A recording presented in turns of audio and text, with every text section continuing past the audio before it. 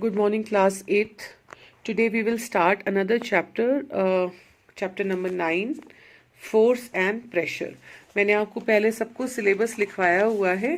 So we are already done with microorganism, solar system. Unit test 1 का syllabus तो हो ही चुका था पहले ही. यूनिट टेस्ट 2 का सिलेबस भी कोल एंड पेट्रोलियम हम कर चुके हैं. Conservation of plants and animals कर चुके हैं. साउंड हम कर चुके हैं. So today we are starting with syllabus of term 1, okay, half yearly exams ka. So I will start with chapter number 9, force and pressure today. Okay, so let's start with force. अब सबसे पहला question ये है कि force क्या होती है. Chapter का नाम ही है force and pressure. That means हमें इसके अंदर दो कॉन्सेप्ट पढ़ने हैं, फोर्स और प्रेशर. तो फोर्स क्या होता है? अब सिंपल टर्म्स में तो हमें सभी को पता है कि फोर्स क्या होता है. अगर मैं बोलूं हिंदी क्या होता है तो आप कहोगे मैम जोर लगाना फोर्स कहते हैं. So what exactly is force? Now let's go look at our life, everyday life. Okay, in our everyday life we do so many actions. Okay, for example आपकी बुक्स आपके बैग में पड़ी हैं, आप जाते हो उनको बैग से निकालते हो. ओके, आप ग्राउंड में खेलने गए हो, आप क्या करते हो? आप बॉल को पैर से पुश करते हो. अगर आप का कोई फ्रेंड कोई आपकी बात नहीं सुना तो क्या कर देते हो? आप कई बार उसको धक्का मार देते हो. अगर आपकी चेयर बैठनी है आपको तो आप चेयर को पुल करते हो. So in everyday life there are so many actions where we use to prominent actions. Okay, one action is of pull and another action is of push. खींचना और धकेलना. पुल का सिंपल मतलब होता है खींचना. जब हम फोर्स को अपनी डायरेक्शन में लगाते हैं वो होता है पुल.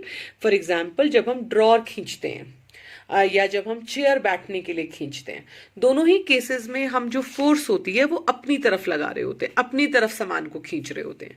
दूसरा एग्जाम्पल है पुश. पुश यानी कि धकेलना. तो किसी गेट पे जब लिखा होता है पुश द डोर तो आप उस गेट को आप अंदर की तरफ धकेलते हो. जब आप फुटबॉल खेल रहे होते हो तो आप फुटबॉल को किक मारकर आगे की तरफ धकेल रहे होते हो. That is an action of push. अगर आपकी गाड़ी खराब हो गई है तो आप उसको धक्का मारते हो. That is again an action of push. So there are basically two actions, pull and push. हमारे सारे actions जो होते हैं वो एक तरीके का pull and push ही होते हैं. जब आप बुक्स का एक बंडल ऑफिस में मेरे टेबल से उठाते हो तो आप एक तरीके से वो पुल कर रहे होते हो, आप वो सामान अपनी तरफ खींच रहे होते हो. जब आप अपने दोस्त को मजाक मजाक में धक्का मार देते हो वो एक पुश होता है. जब आप बॉल को हिट करते हो that again is a push. Okay, when you drag a table it is again a kind of pull. okay, or it can be a push too. घर में जब मम्मी कहती हैं ये बहुत भारी बाल्टी है इसको उठा के रख दो, that is again a type of pull, क्योंकि आप उसको अपनी तरफ खींच रहे होते हो. तो हमारी एवरीडे लाइफ में दो एक्शन पुल एंड पुश हम बहुत यूज करते हैं. फोर्स क्या होती है? Force is basically pull and push applied on an object.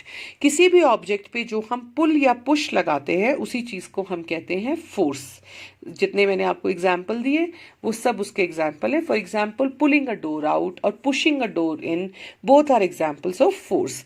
Now I can't boast of a very good drawing, but let's see this one. अब आप देख रहे हो दो पिक्चर है. इस पिक्चर के अंदर ये आदमी इस बॉक्स को धकेल रहा है. ओके, इधर की साइड. दैट मीन्स ये इसको पुश कर रहा है. All right. इस वाले पिक्चर में ये आदमी इस बॉक्स को अपनी तरफ खींच रहा है. ओके, दैट मीन्स आप देख रहे हो एरो का साइन एरो है, फोर्स किस तरफ लग रही है. तो ये जो फोर्स है ये पुश करने के लिए लग रही है, ये फोर्स जो है पुल करने के लिए लग रही है. इसमें ये बॉक्स को अपनी तरफ खींच रहा है. ओके, दोनों ही केस में बॉक्स मूव कर रहा है क्योंकि इधर पुश लग रहा है और इधर पुल लग रहा है. दोनों ही केस में बॉक्स के ऊपर फोर्स लग रही है, because in this case the force is of push and in this case the force is of pull. So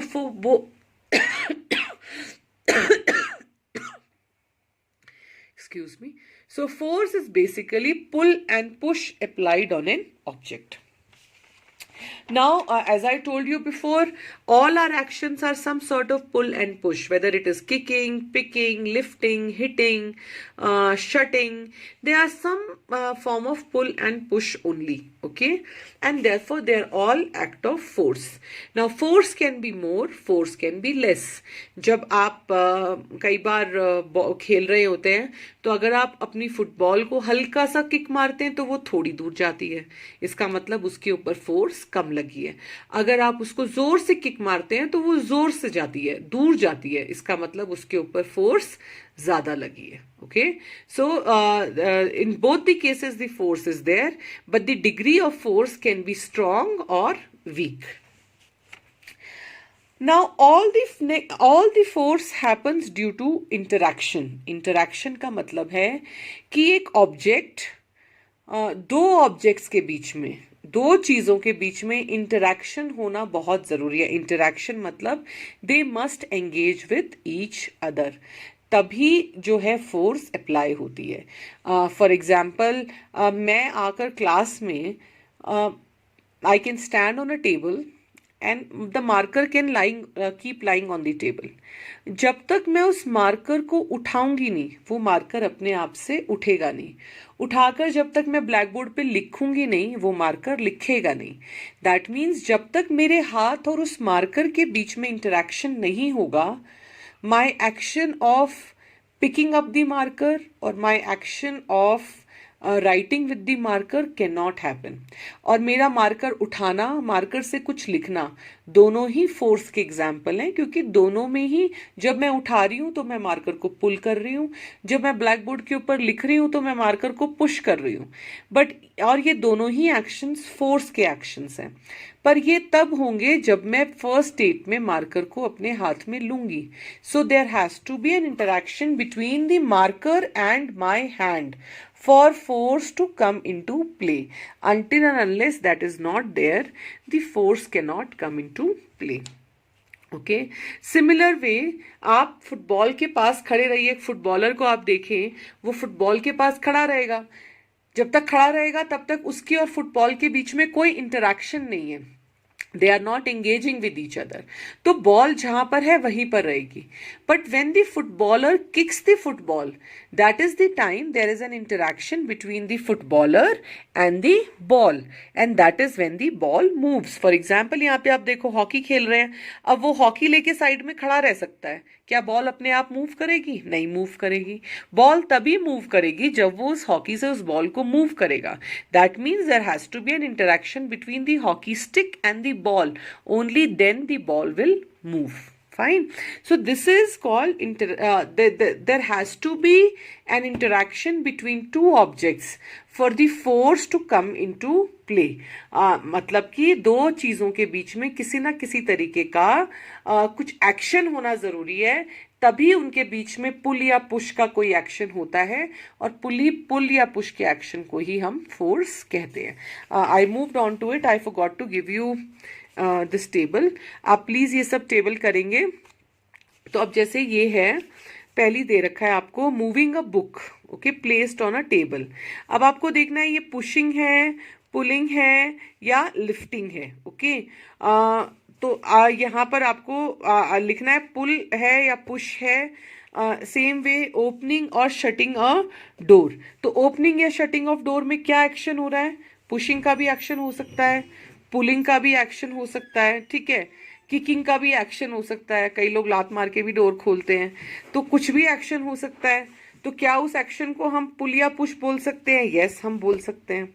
okay, तो इस तरीके से आपको ये पूरी टेबल देखनी है कि एक्शन जो हो रहा है उसको आप क्या बोल सकते हो. पुलिंग बोल सकते हो, पुशिंग बोल सकते हो, पिकिंग बोल सकते हो, हिटिंग बोल सकते हो, और क्या वो एक्शन पुल या पुश में काउंट हो सकता है. ओके, ये वही बात जो मैंने आपको बताई कि हर एक टाइप का एक्शन एक तरीके का पुल या पुश ही होता है किसी ना किसी फॉर्म में.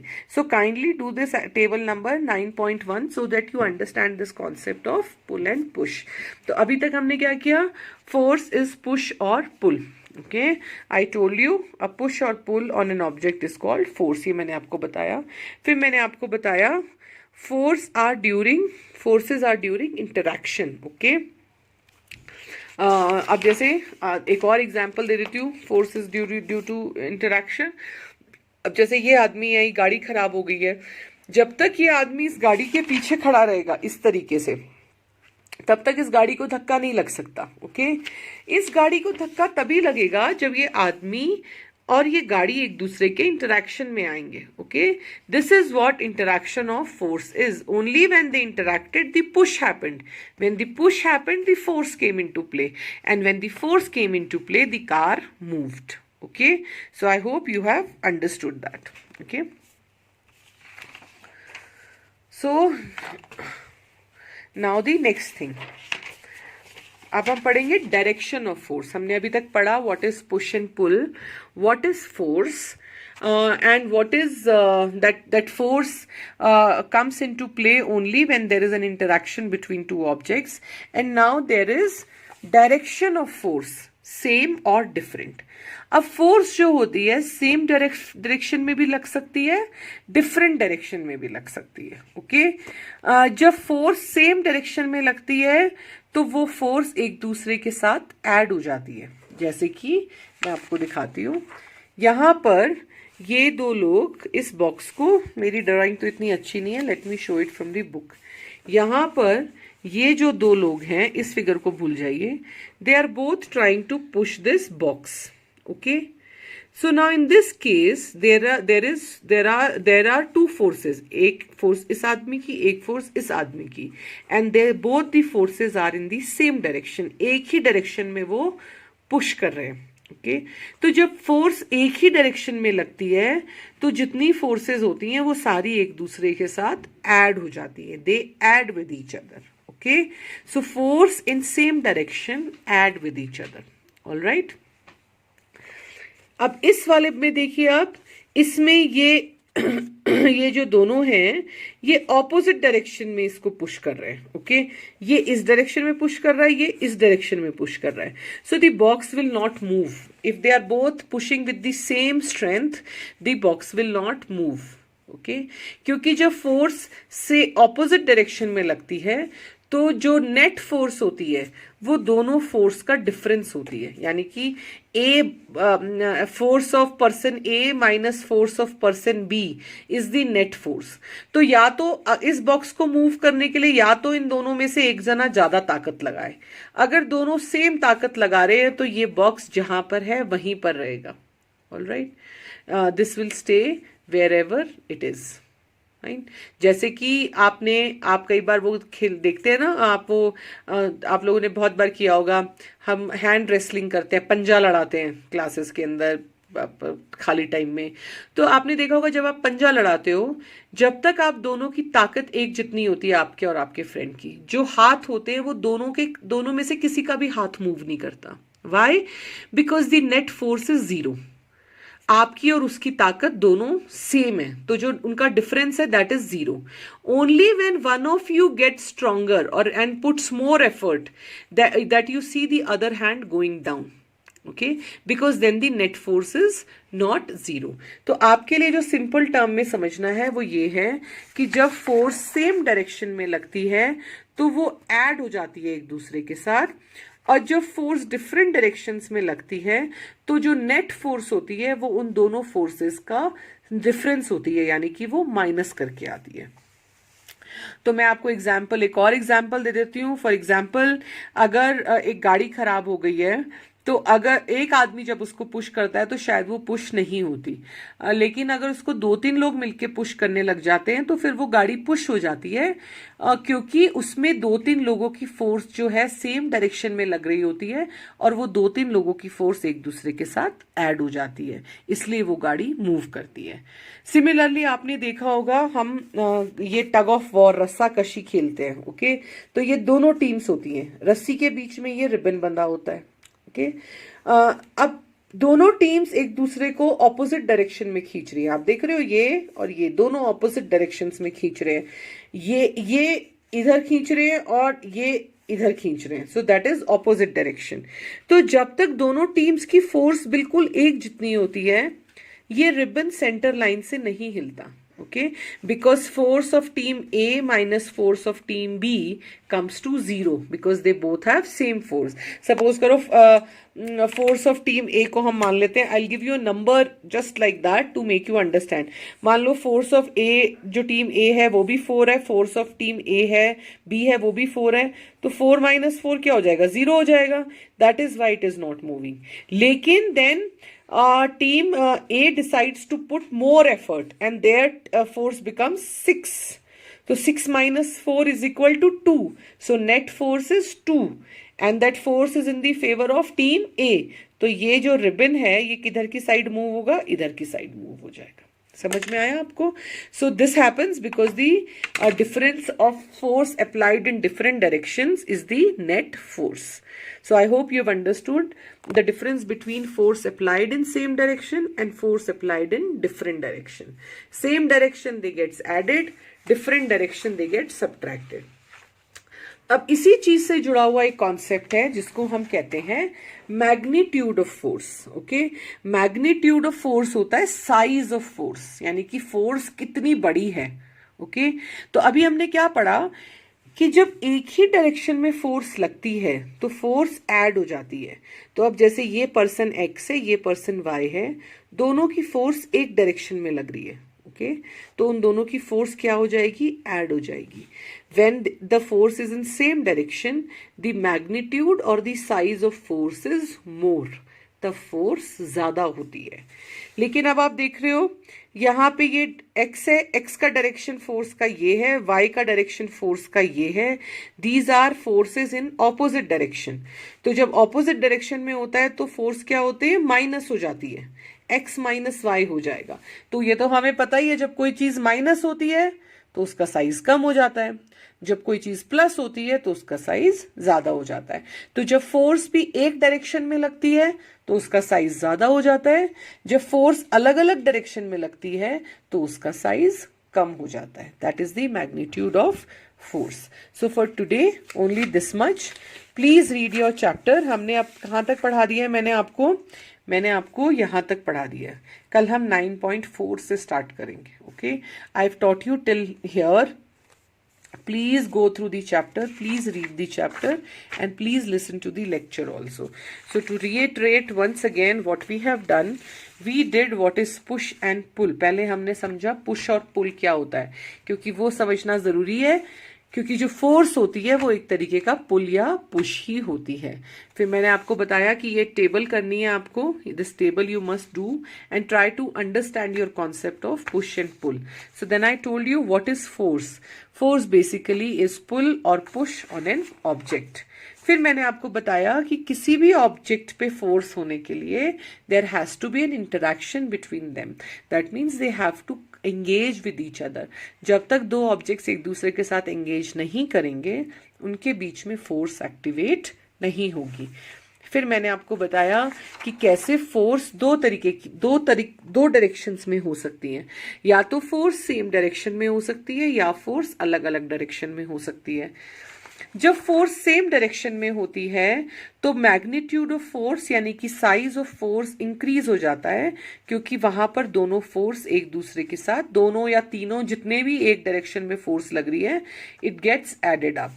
लेकिन जब फोर्स डिफरेंट डायरेक्शन में होती है तो वहां पर साइज फोर्स का कम हो जाता है. Magnitude of force reduces because they are in different directions. Okay, so this much is for today. I will send you the notes. Kindly go through the notes and please read the chapter till page number 105 at this point. ये कल 9.4 से हम start करेंगे, यहाँ तक आप reading कर सकते हो. Okay, so please do this much. Thank you.